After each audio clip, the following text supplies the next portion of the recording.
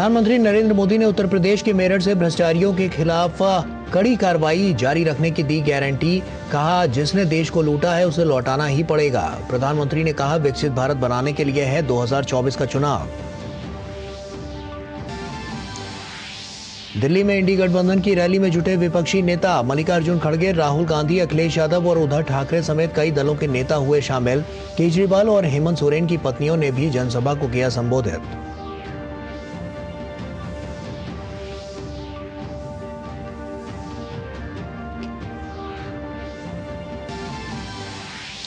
विपक्ष की रैली पर भाजपा का पलटवार, बताया परिवार बचाओ भ्रष्टाचार छुपाओ रैली। कहा, अपने पुराने भ्रष्टाचार के गुनाहों को छिपाने के लिए रामलीला मैदान में जुटे इंडी गठबंधन वाले।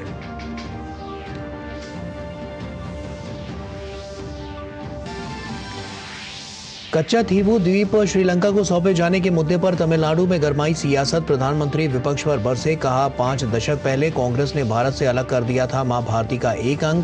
कांग्रेस और डीएमके ने कहा, लोकसभा चुनाव के कारण हो रही है राजनीति।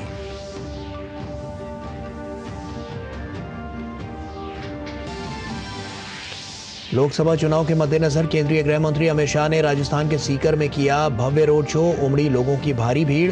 भाजपा पदाधिकारियों की बैठक में लोकसभा चुनाव की रणनीति को लेकर मंथन।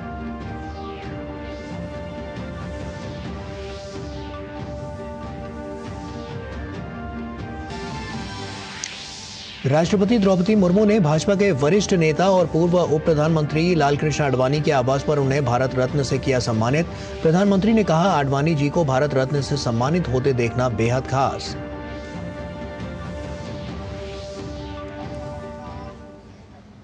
नमस्कार, आप देख रहे हैं डीडी न्यूज। आपके साथ मैं हूं गौरव श्रीवास्तव। लोकसभा चुनावों को लेकर हमारी उस पर पैनी नजर है और तमाम जो चुनौतियां लगातार सामने आ रही हैं उनसे भी हम अगले आधे घंटे में आपको रूबरू कराएंगे।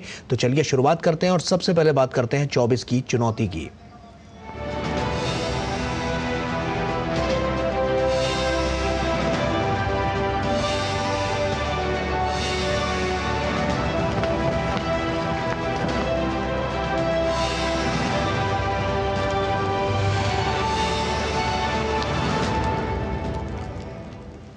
लोकसभा चुनाव 2024 के लिए एनडीए की ओर से प्रधानमंत्री नरेंद्र मोदी ने उत्तर प्रदेश के मेरठ से चुनावी हुंकार भरी।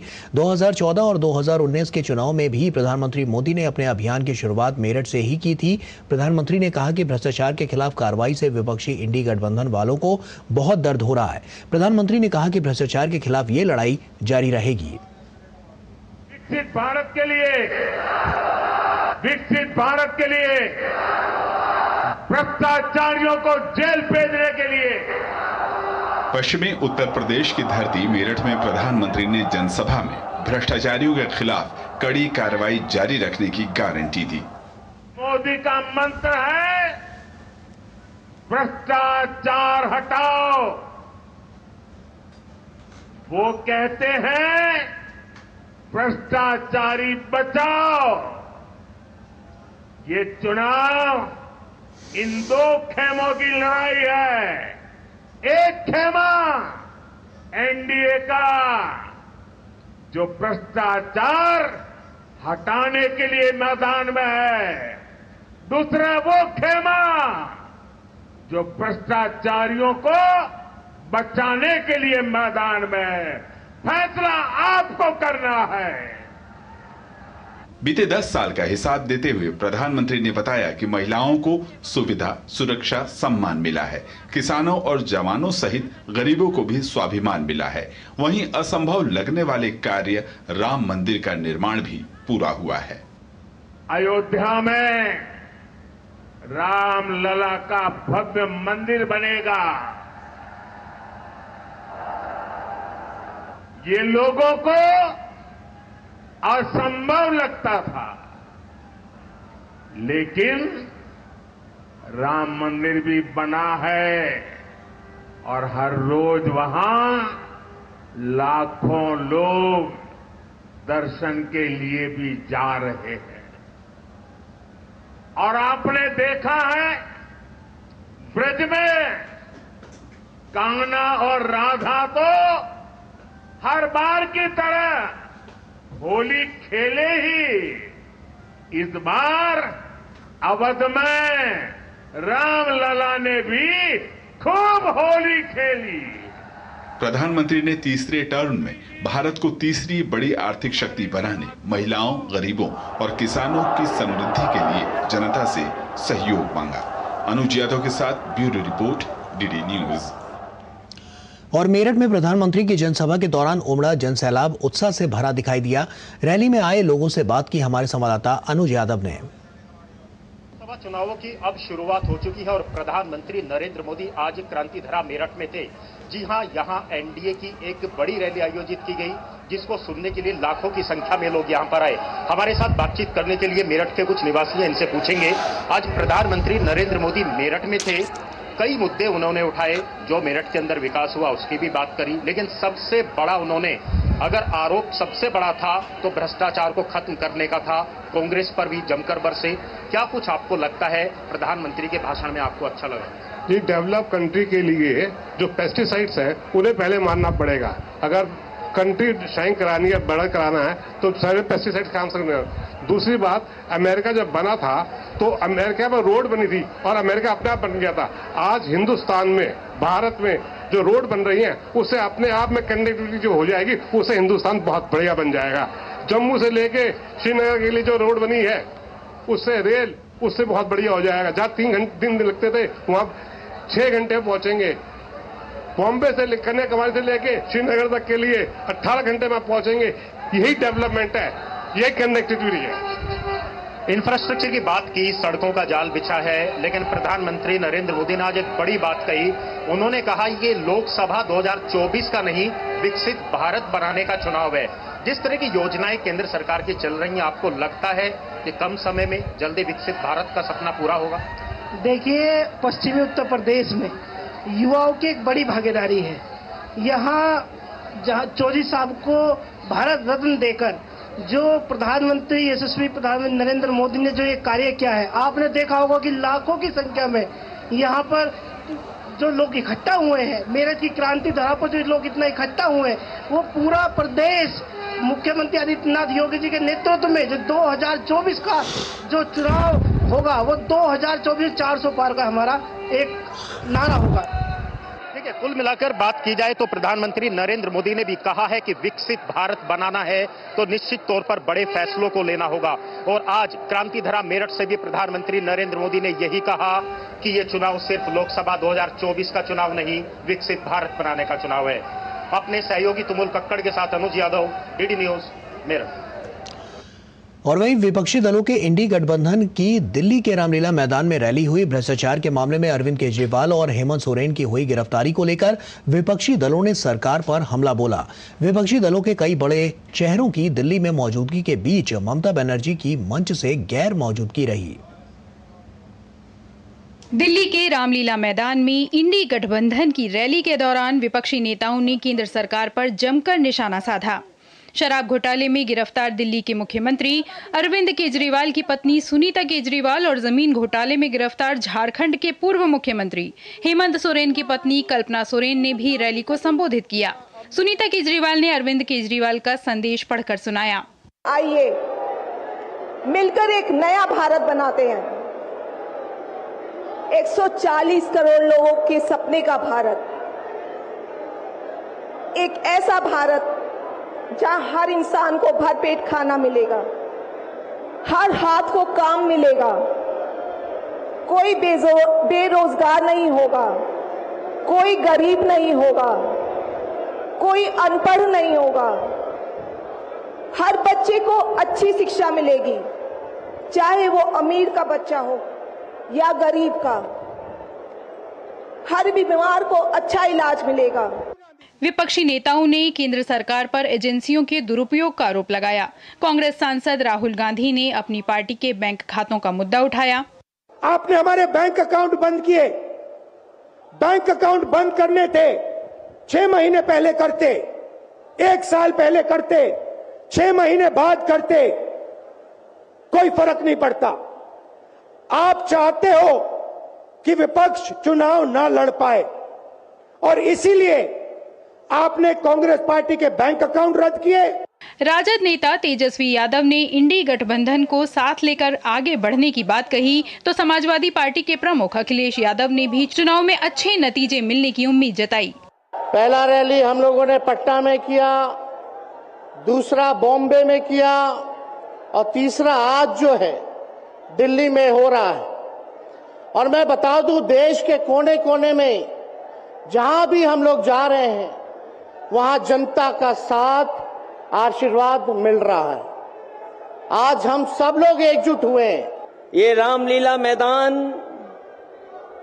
ऐतिहासिक मैदान है और आज जब हम लोग इकट्ठे यहां हुए हैं, जब हम आज सब मिलकर के एक साथ खड़े हुए हैं, तो इस मैदान से ये ऐलान होने जा रहा है कि हुक्मरान जो दिल्ली में बैठे हैं वो अब ज्यादा दिन रुकने वाले नहीं हैं।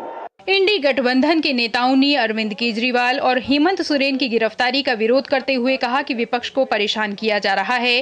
टीएमसी ने कहा कि वो भी गठबंधन के साथ है। एक नया ऊर्जा हमारे भारत की राजनीति में आज पैदा हुआ, जो यहाँ पे सामने खड़ा है, जो जितवाएगा देश की संविधान को, जनतंत्र को।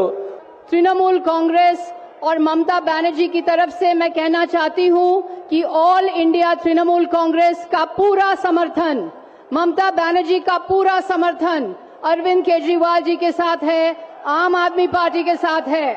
मैं ये भी दोहराना चाहती हूं कि ऑल इंडिया तृणमूल कांग्रेस पूरी की पूरी तरफ से हम इंडिया अलायंस में शामिल हैं।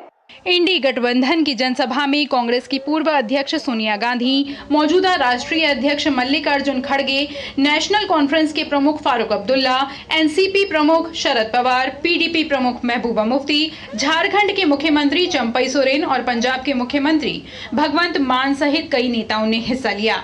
कुमार आलोक के साथ ब्यूरो रिपोर्ट, डीडी न्यूज। और प्रधानमंत्री नरेंद्र मोदी ने रविवार को अपने संसदीय क्षेत्र वाराणसी के बूथ कार्यकर्ताओं के साथ ऑडियो माध्यम से चर्चा की। इस टिफिन बैठक में शामिल कार्यकर्ताओं ने इस बार 400 पार का संकल्प दोहराया। हमारे संवाददाता हरिकेश बहादुर ने इस बैठक में शामिल कुछ भाजपा कार्यकर्ताओं से बात की। प्रधानमंत्री ने अपने संसदीय क्षेत्र के जो बूथ कार्यकर्ता हैं उनसे टिफिन बैठक पर चर्चा की और मैं निवेदिता शिक्षा सदन जो बूथ नंबर 74 है वहाँ पर हूँ और बूथ के अध्यक्ष राकेश सोनकर जी हैं। इन्होंने बात की प्रधानमंत्री से, प्रधानमंत्री ने इनसे कुछ बातें की, जाना। आपको कैसा लगा प्रधानमंत्री से बात करके? बहुत अच्छा लगा मुझे उनसे बात करते हुए। उनके प्रधानमंत्री बनने से हमारे संसदीय क्षेत्र में बहुत विकास हो गया है और हम चाहते हैं कि आने वाले समय में ही प्रधानमंत्री मोदी जी हमारे फिर से दोबारा प्रधानमंत्री बने और इस बार 400 से पार जाएगी।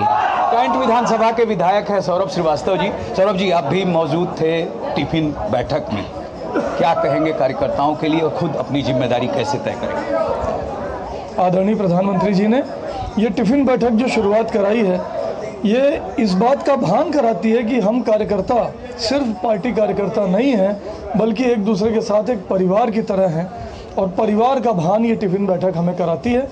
इससे हम कार्यकर्ता और एक दूसरे के करीब आते हैं।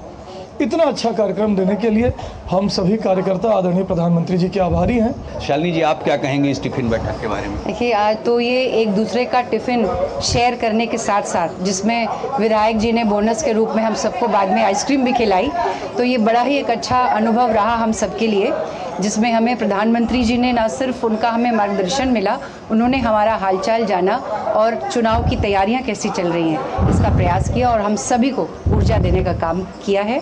और हमें लगता है कि आज से हम और दुगनी चौगनी ऊर्जा के साथ अपने सांसद को फिर से देश का प्रधानमंत्री बनाने के लिए 400 पार का जो हमारा नारा है उसको लेकर के आज हम लोग प्रण संकल्पित हैं। जिस तरह से उन्होंने किसी विधायक, किसी बड़े नेता से बात करने के बजाय छोटे छोटे कार्यकर्ताओं से, बूथ अध्यक्ष से, शक्ति केंद्र संयोजकों से जो बात की है, उससे कार्यकर्ताओं के मन में एक नई ऊर्जा का संचार हुआ है। और जो बनारस के कार्यकर्ताओं ने एक लक्ष्य रखा है कि हर बूथ पर 370 वोट बढ़ाएंगे और मोदी जी को देश में सबसे अधिक अंतर से जिताएंगे, आज उसके लिए एक नई ऊर्जा हम सबको मिली है।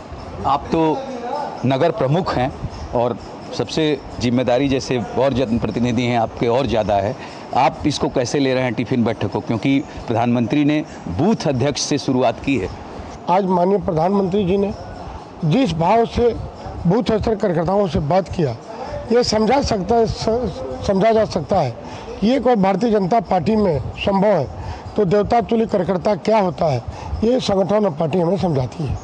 प्रधानमंत्री ने एक और बात कही है अपने कार्यकर्ताओं से कि 2014 में जब मैं आया था तो मैंने कहा था माँ गंगा ने बुलाया है, लेकिन इस बार मैं ये कहूँगा कि माँ गंगा ने मुझे गोद ले लिया है और माँ गंगा से काशी वासियों को बहुत प्यार है, उतना ही जितना कि अपने सांसद और देश के प्रधानमंत्री से।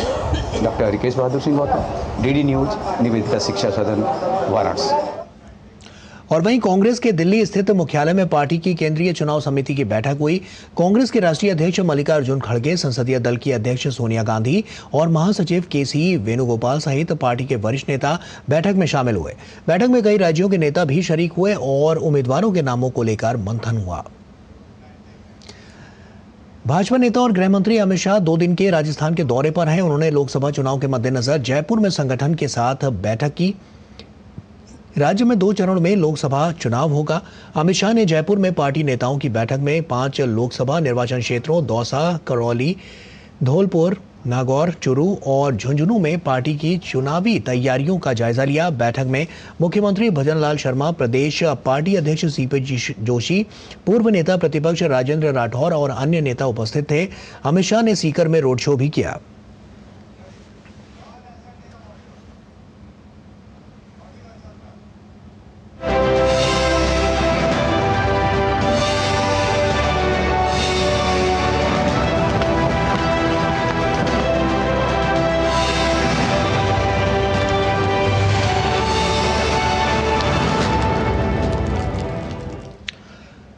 और आइए अब अन्य खबरों का रुख करते हैं। पश्चिम बंगाल के जलपाईगुड़ी में आंधी बारिश से बड़े पैमाने पर जानमाल का नुकसान हुआ है।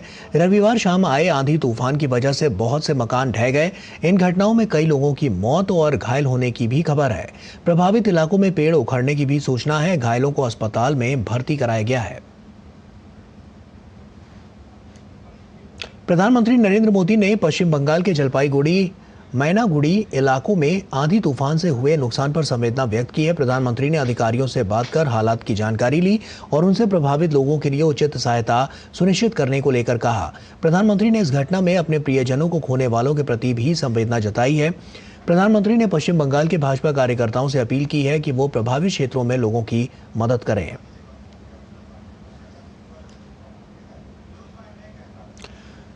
और 1974 में उस वक्त की प्रधानमंत्री इंदिरा गांधी के द्वारा तमिलनाडु के पास स्थित कच्छतीवु द्वीप को श्रीलंका को सौंप दिया गया था। यह जानकारी आरटीआई के माध्यम से बाहर आने के बाद प्रधानमंत्री मोदी ने इस मुद्दे पर कांग्रेस और डीएमके समेत इंडी गठबंधन के नेताओं को जमकर घेरा है। इस मुद्दे पर कांग्रेस और डीएमके बचाव की मुद्रा में नजर आ रहे हैं तो भाजपा हमलावर है।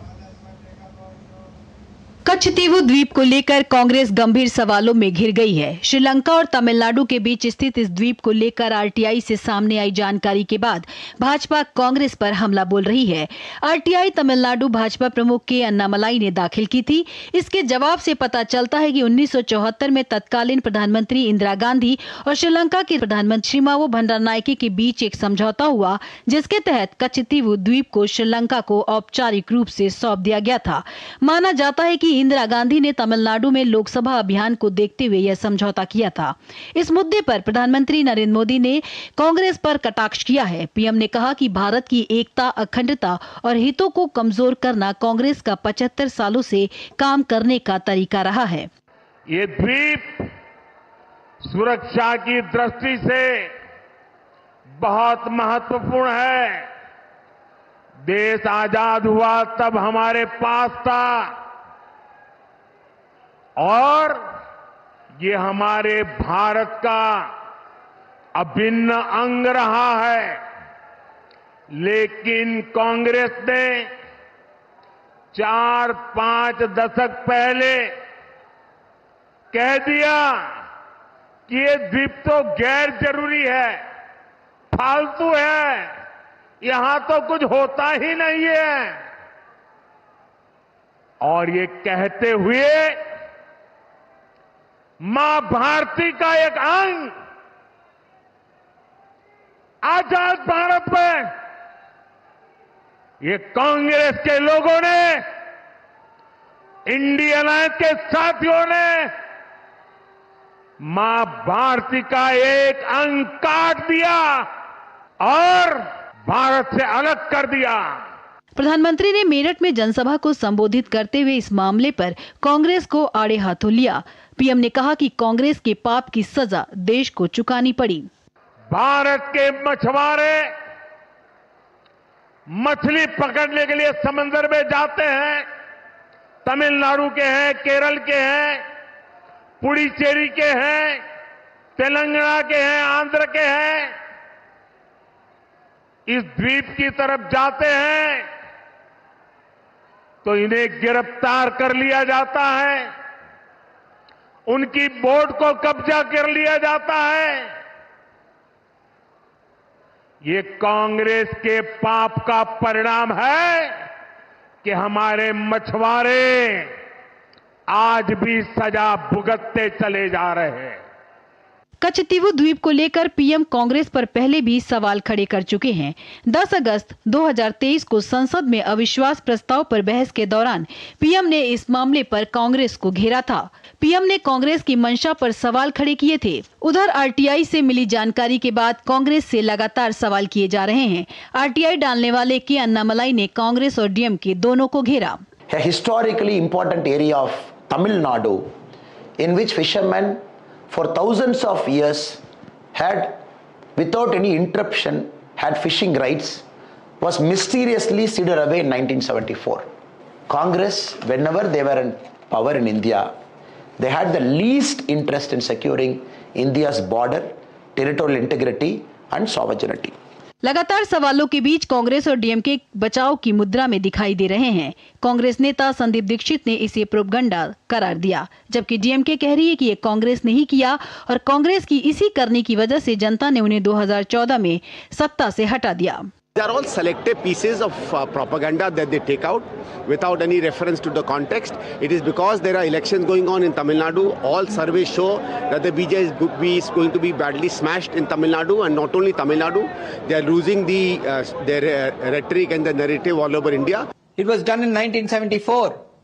Much what has flown, but DMK ever since has objected to it. And when BJP has come to power, see, people threw away Congress in 2014 precisely because of this. What have they done? RTI की सहायता से कच्छतीवु द्वीप को लेकर सार्वजनिक हुए तथ्य कांग्रेस की तत्कालीन सरकार पर बड़े सवाल खड़े कर रहे हैं। ऐसे में इन सवालों पर जवाब देना कांग्रेस के लिए आसान नहीं होगा। Bureau report, DD news. और सदानंद वसंत दाते ने राष्ट्रीय जांच एजेंसी के नए महानिदेशक का पदभार संभाल लिया है। राष्ट्रीय जांच एजेंसी के डीजी दिनकर गुप्ता की सेवानिवृत्ति के बाद सदानंद वसंत दाते ने एनआईए के चीफ के रूप में पदभार संभाल लिया। सदानंद वसंत दाते महाराष्ट्र कैडर के 1990 बैच के आईपीएस अधिकारी हैं। सदानंद वसंत दाते पूर्व में महाराष्ट्र में एटीएस प्रमुख के पद पर कार्यरत थे। वे सीबीआई के में उप महानिरीक्षक और सीआरपीएफ में महानिरीक्षक के रूप में भी सेवाएं दे चुके हैं। दाते को नवंबर 2008 में मुंबई पर कायरतापूर्ण हमला करने वाले आतंकवादियों से मुकाबला करने में उनकी भूमिका के लिए राष्ट्रपति पुलिस पदक से सम्मानित किया जा चुका है। और वहीं ईडी ने लॉरेंस बिश्नोई गैंग के बदमाश सुरेंद्र उर्फ चीकू की 17 करोड़ से ज्यादा की संपत्ति अटैच की है। चीकू लॉरेंस बिश्नोई और उसके गैंग की अवैध कमाई को व्यापार और संपत्ति में निवेश करता था। राष्ट्रपति द्रौपदी मुर्मू ने पूर्व उप प्रधानमंत्री लालकृष्ण आडवाणी को भारत रत्न से सम्मानित किया। आडवाणी जी स्वास्थ्य कारणों से राष्ट्रपति भवन नहीं जा सकते थे, तो राष्ट्रपति खुद आडवाणी जी के घर पहुंची और उनको देश के सबसे बड़े नागरिक सम्मान से नवाजा। इस मौके पर उपराष्ट्रपति और प्रधानमंत्री सहित कई गणमान्य लोग मौजूद रहे। देश के पूर्व उप प्रधानमंत्री और दिग्गज बीजेपी नेता लालकृष्ण आडवाणी को रविवार को भारत रत्न से सम्मानित किया गया। राष्ट्रपति द्रौपदी मुर्मू ने आडवाणी के घर जाकर उन्हें देश के सर्वोच्च नागरिक सम्मान से सम्मानित किया। इस दौरान लालकृष्ण आडवाणी के आवास पर उपराष्ट्रपति जगदीप धनखड़, प्रधानमंत्री नरेंद्र मोदी, गृह मंत्री अमित शाह, रक्षा मंत्री राजनाथ सिंह और आडवाणी के परिवार के सदस्य उपस्थित रहे। प्रधानमंत्री ने इस अवसर पर सोशल मीडिया एक्स पर कहा कि श्री लालकृष्ण आडवाणी जी को भारत रत्न से सम्मानित होते देखना बहुत खास था। यह सम्मान हमारे देश की प्रगति में उनके स्थायी योगदान की मान्यता है। सार्वजनिक सेवा के प्रति उनका समर्पण और आधुनिक भारत को आकार देने में उनकी महत्वपूर्ण भूमिका ने हमारे इतिहास पर एक अमिट छाप छोड़ी है। मुझे इस बात का गर्व है कि पिछले कई दशकों में मुझे उनके साथ बहुत करीब से काम करने का मौका मिला। आडवाणी जी को भारत रत्न दिए जाने को गृह मंत्री अमित शाह ने गौरवशाली पल बताया। उन्होंने लिखा, आज इस ऐतिहासिक क्षण का साक्षी होने पर हर्षित भी हूं और भावुक भी। माननीय राष्ट्रपति श्रीमती द्रौपदी मुर्मू जी द्वारा आदरणीय श्री लालकृष्ण आडवाणी जी को भारत रत्न से सम्मानित किया जाना हम सभी के लिए एक गौरवशाली पल है। आडवाणी जी निस्वार्थ भाव से जीवन पर्यंत देश हित के कार्यों और सामाजिक उत्थान के लिए समर्पित रहे।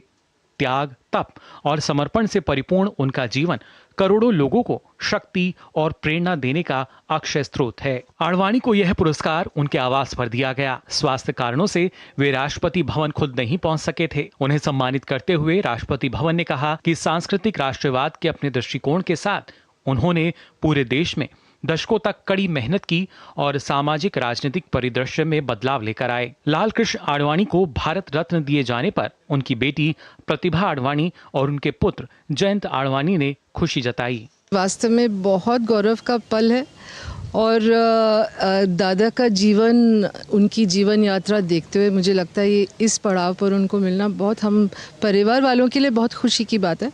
दादा ने अपना सर्वोच्च जीवन देश सेवा में लगाया है, तो इस तरह से उनका सम्मान मिलना उनको, मुझे बहुत खुशी है। ये एक परिवार के लिए प्रसन्नता का प्रसंग है और हम सब आज बहुत ही निश्चित रूप से प्रसन्न हैं। आज हम सबको बहुत प्रसन्नता है कि उम्र के इस पड़ाव पर जब वो पहुंचे हैं तो उन्हें भारत सरकार ने भारत रत्न से सम्मानित किया है। मैं धन्यवाद देता हूं भारत सरकार का, श्री नरेंद्र मोदी जी का, कि आडवाणी जी के योगदान को आज भारत सरकार ने सराहा है। इससे पहले शनिवार को राष्ट्रपति भवन में 4 शख्सियतों को मरणोपरांत भारत रत्न से सम्मानित किया गया। ये 4 शख्सियत पूर्व प्रधानमंत्री चौधरी चरण सिंह, पूर्व प्रधानमंत्री पीवी नरसिम्हा राव, बिहार के पूर्व मुख्यमंत्री कर्पूरी ठाकुर और कृषि वैज्ञानिक डॉक्टर MS स्वामीनाथन थे।